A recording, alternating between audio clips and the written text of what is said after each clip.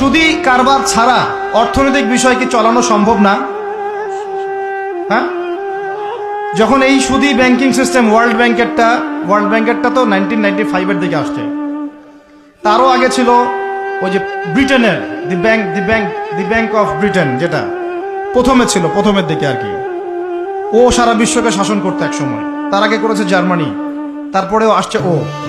এই পশ্চিমাদের দৌরত্ব ফরাসি বিপ্লবের পরে। তো ওয়ার্ল্ড ব্যাংক আসছে 1995-এর দিকে, 45-এর পরে। এর আগে মুসলমানরা বিশ্ব শাসন করে নাই? 4 খলিফা করেন নাই? উমাইয়ারা, আব্বাসীয়রা, ফাতেমেরা, মোগলরা, তুর্কিরা, ওসমানীয়রা, তারা কি বিশ্ব শাসন করে নাই? তখন কি সুদ দিয়ে পুরো বিশ্বের অর্থনীতি পরিচালিত হয়েছে?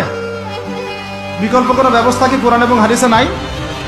তো যদি সেটা থাকে, আর আমরা যদি এটাকে পাশ কাটায় যাই, গিয়ে পশ্চিমাদের এই অর্থনীতি যদি আমরা গ্রহণ করি, সেভাবে জীবনযাপন করতে থাকি, তো আল্লাহর সামনে কি ভাই আমাদেরকে দাঁড়াতে হবে না?